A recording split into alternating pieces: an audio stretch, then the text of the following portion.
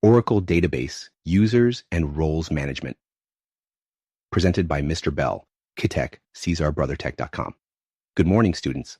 My name is Mr. Bell from Ctech, and I'll be your guide through today's session on Oracle Database User and Role Management.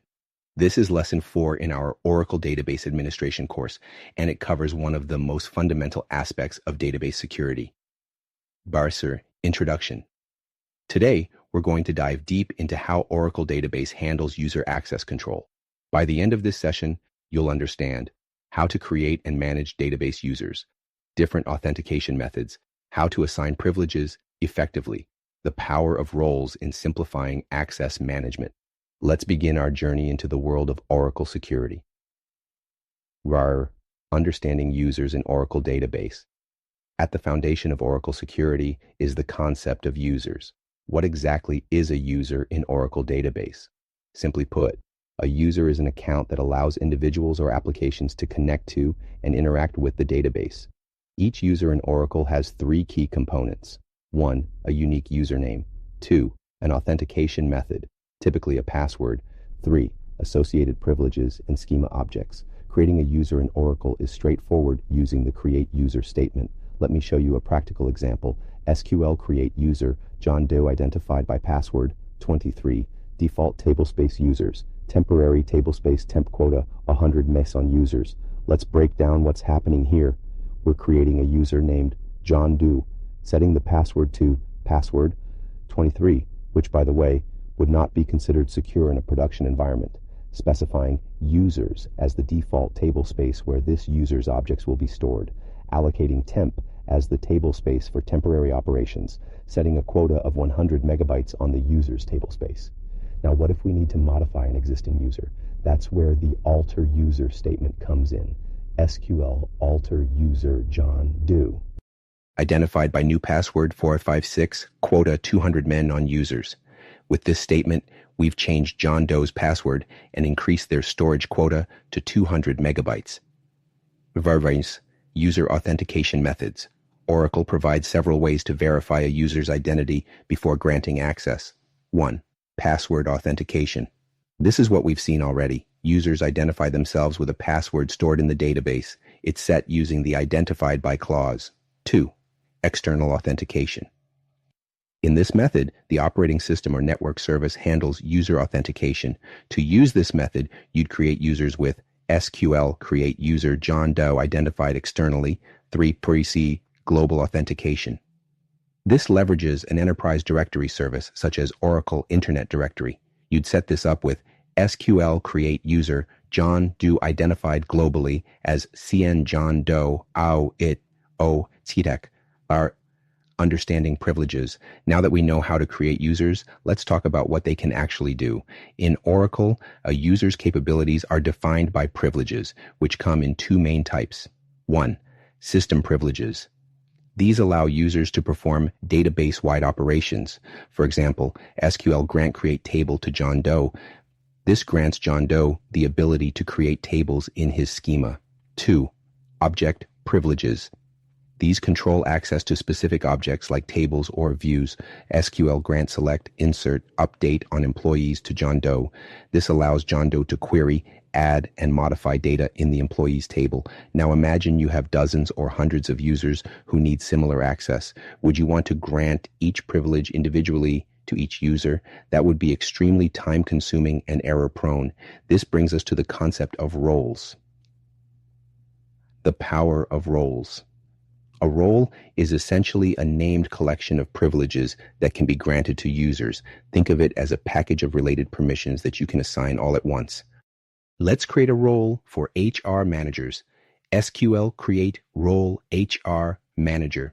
Next, we'll grant appropriate privileges to this role. SQL grant select, insert, update, delete on employees to HR manager. Grant select on departments to HR manager. Now, instead of granting these privileges individually to each HR team member, we simply assign the role.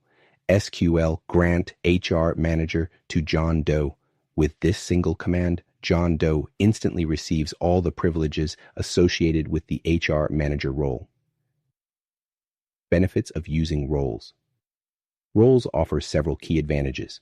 1. Simplification. Instead of managing individual privileges, you manage sets of related privileges as a single unit. 2. Consistency. Users with similar job functions automatically get consistent access rights. 3. Flexibility. You can create specific roles for different departments or projects. 4. Maintainability. When privileges need to be updated, you modify the role once, and all users with that role automatically receive the changes. Remember, when designing roles, always follow the principle of least privilege. Grant only the privileges necessary for users to perform their job functions, no more. There are role management best practices to effectively manage roles in your database environment. 1. Use clear naming conventions. Choose role names that reflect their purpose or function. 2. Implement role hierarchy. You can grant roles to other roles, creating a hierarchy that makes privilege management even more efficient. 3. Control role authorization. Use the with admin option when appropriate to delegate role administration. 4. Audit role usage.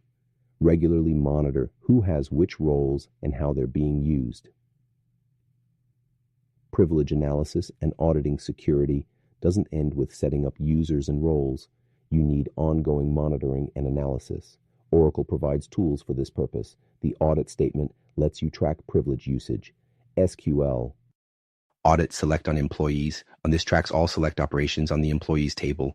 Oracle's privilege analysis feature helps identify unused privileges, allowing you to remove unnecessary access rights and enhance security. Nasakar revoking privileges and roles. When access needs to be removed, use the revoke statement, SQL revoke delete, on employees from HR Manager. This removes the ability to delete records from the employees table from the HR Manager role. Similarly, to remove a role from a user, SQL revoke HR Manager from John Dio. It's hours conclusion. Today, we've explored how Oracle Database manages users and roles, from creating user accounts to implementing sophisticated access control through roles. Remember these key points. 1. Users are the foundation of database security, each with a unique identity and authentication method. 2. Privileges determine what actions users can perform. 3. Roles simplify privilege management by grouping related privileges together. 4. Regular auditing and review of privileges is essential for maintaining security. In your database environments, strive to implement the principle of least privilege, use roles effectively, and regularly review access rights. These practices will help ensure your database remains secure while still providing users with the access they need to perform their jobs effectively. Are there any questions about what we've covered today? Thank you for your attention, and I look forward to seeing you apply these concepts in our upcoming lab session. Additional resources. For further study, I recommend exploring Oracle's official documentation on database security, Ctech's Advanced Security course, available at CaesarBrotherTech.com, practice exercises in our learning management system.